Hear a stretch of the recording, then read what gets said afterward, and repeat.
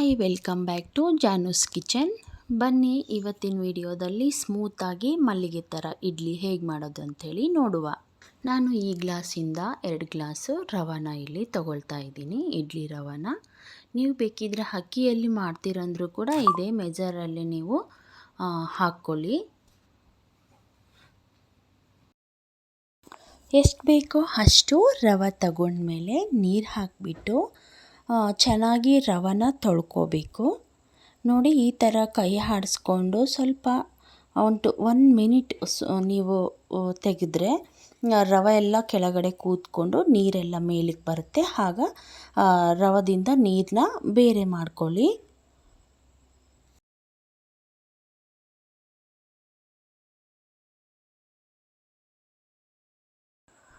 ರವನ ಚೆನ್ನಾಗಿ ತೊಳೆದು ಇಟ್ಕೊಂಡ್ಮೇಲೆ ಮತ್ತೊಮ್ಮೆ ನೀರು ಹಾಕ್ಕೊಂಡು ನಾವು ಇದನ್ನು ನೆನೆಯೋಕ್ಕೆ ಇಟ್ಬಿಡಬೇಕು.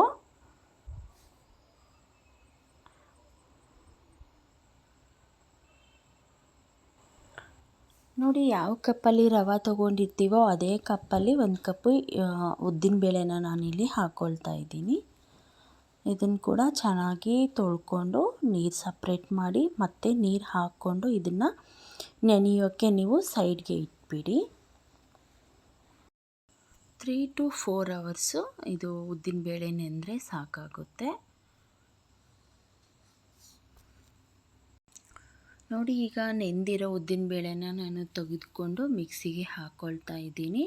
ಮಿಕ್ಸಿಗೆ ಹಾಕಬೇಕಾದ್ರೆ ನಾವು ರೈಸಲ್ಲಿ ಮಾಡಿರೋ ರೈಸ್ನ 1 ಕಪ್ ಇಲ್ಲಿ ನಾನು ಹಾಕ್ಕೊಂಡಿದ್ದೀನಿ. ಜೊತೆಗೆ ಒಂದು ಸ್ವಲ್ಪ ಉಪ್ಪನ್ನು ಕೂಡ ನಾನು ಇದರಲ್ಲೇ ಹಾಕ್ಕೊಂಡು ರುಬ್ಕೊಳ್ತೀನಿ. ನೆಕ್ಸ್ಟ್ ನೆನೆಯೋಕ್ಕಿಟ್ಟಿರೋ ಇಡ್ಲಿ ರವನ್ನು ತೆಗೆದುಕೊಂಡು ಅದರಿಂದ ನೀರನ್ನ ಸಪ್ರೇಟ್ ಮಾಡಿ ನಂತರ ನಾವು ರುಬ್ಕೊಂಡಿರುವ ಉದ್ದಿನಬೇಳೆನ ಇದರಲ್ಲಿ ಹಾಕ್ಕೊಳ್ಬೇಕು.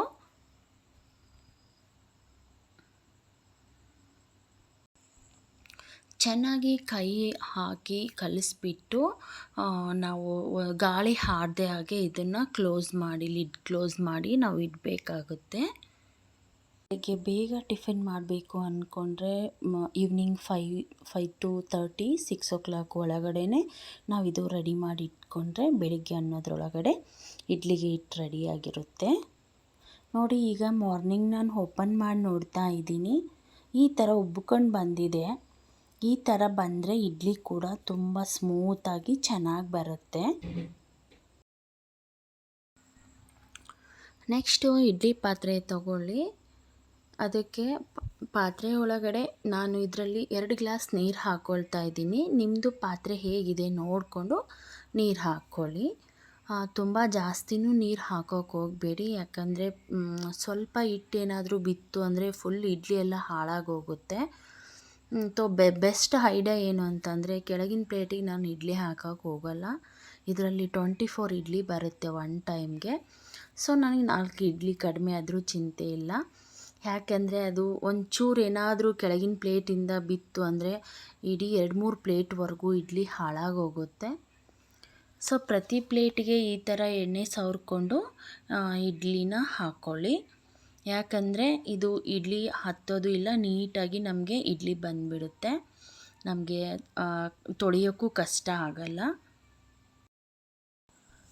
ನೋಡಿ, ಕೆಳಗಿನ ಪ್ಲೇಟಿಗೆ ಒಂದೇ ಬಿಟ್ಟು ಎಲ್ಲ ಪ್ಲೇಟ್ಗೂ ನಾನು ಹಿಟ್ಟು ಹಾಕ್ಕೊಂಡು ಇಡ್ಲಿನ ಮಾಡೋಕ್ಕೆ ಇಡ್ತಾ ಇದ್ದೀನಿ. ಯಾರಿಗೆಲ್ಲ ಇಡ್ಲಿ ತುಂಬ ಗಟ್ಟಿಯಾಗಿ ಅದು ಟೈಟಾಗಿ ಕಲ್ಲಿನ ಥರ ಇರುತ್ತೆ ಅನ್ನೋರು ಒಂದು ಟೈಮ್ ಈ ಥರ ಟ್ರೈ ಮಾಡಿ. ನಿಜವಾಗ್ಲೂ ಭಾಳ ಸ್ಮೂತಾಗಿ ಬರುತ್ತೆ, ಚೆನ್ನಾಗಿರುತ್ತೆ. ನೋಡಿ, ಇಡ್ಲಿನ ಹಾಕಿಬಿಟ್ಟು ನಾವು ಲಿಡ್ನ ಕ್ಲೋಸ್ ಮಾಡಿ ಹಾಕೋಕ್ಕಿಟ್ಟಿದ್ದೀನಿ. ಒಂದು 5 to 6 ಮಿನಿಟ್ಸಲ್ಲಿ ಇಡ್ಲಿ ಬಂದುಬಿಡುತ್ತೆ. ನೋಡಿ, ಈಗ ಆಗಿದೆ. ಇಡ್ಲಿ ಆಗಿದೆಯೋ ಇಲ್ಲ ಅಂತ ಚೆಕ್ ಮಾಡೋಕ್ಕೂ ನಾವು ಸ್ವಲ್ಪ ಕೈಗೆ ವಾಟ್ರ್ ಹಾಕ್ಕೊಂಡು ಆ ಇಡ್ಲಿ ಮೇಲೆ ಟಚ್ ಮಾಡಿದಾಗ ಅದು ನಮ್ಮ ಕೈಗೆ ಹತ್ತಿಲ್ಲ ಅಂತಂದರೆ ಇಡ್ಲಿ ರೆಡಿಯಾಗಿದೆ ಅಂತ ಅರ್ಥ. ನೋಡಿ, ಈಗ ತೆಗಿತಾ ಇದ್ದೀನಿ. ಪ್ಲೇಟ್ಗೆ ಏನು ಹತ್ಕೊಳ್ತಾ ಇಲ್ಲ, ನೀಟಾಗಿ ಎಲ್ಲ ಇಡ್ಲಿ ಬರ್ತಾ ಇದೆ. ನೋಡಿ, ಸೂಪರಾಗಿ ಬಂದಿದೆ. ಸ್ಮೂತಾದ ಮಲ್ಲಿಗೆ ಥರದ ಇಡ್ಲಿ ರೆಡಿಯಾಗಿದೆ. ನಾನು ಇದ್ರ ಜೊತೆಗೆ ಶೇಂಗಾ ಚಟ್ನಿ ಮತ್ತು ಕೆಂಪುದು ಬ್ಯಾಡಗಿ ಮೆಣಸಿನ್ಕಾಯಿ ಚಟ್ನಿನ ಮಾಡಿದ್ದೀನಿ. ನಿಮಗೆ ಯಾರಿಗೆ ಬೇಕೋ ಅದು ವಿಡಿಯೋನ ಹೋಗ್ಬಿಟ್ಟು ನೋಡಿ ಮಾಡ್ಕೊಳ್ಳಿ. ನೀವು ಪ್ಲೀಸ್ ಕೆಂಪು ಚಟ್ನಿನ ನೀವು ಟ್ರೈ ಮಾಡಿ, ಯಾಕಂದರೆ ಇದು ಬೇಸಿಗೆಯಲ್ಲಿ ಮಕ್ಕಳು ಬಾಕ್ಸಿಗೆ ಇದನ್ನು ಮಾಡಿ ಇಟ್ಟರೆ ಇದು ಹಾಳಾಗಲ್ಲ. ನಾ ಹೇಳಿದ ಮೆಥಡ್ನೇ ಫಾಲೋ ಮಾಡಿ ತುಂಬ ಚೆನ್ನಾಗಿ ಬರುತ್ತೆ, ಟೇಸ್ಟಿಯಾಗಿ ಕೂಡ ಇರುತ್ತೆ. ನೋಡಿ ಈ ರೀತಿಯಾಗಿರುತ್ತೆ. ಬೇಕಂದರೆ ಗಟ್ಟಿಯಾಗಿನೂ ಇಲ್ಲ ತೆಳುವಾಗಿನೂ ಕೂಡ ಮಾಡ್ಕೋಬೋದು. ತೆಳುವಾಗಿದ್ದರೆ ಇನ್ನೂ ಚೆನ್ನಾಗಿರುತ್ತೆ.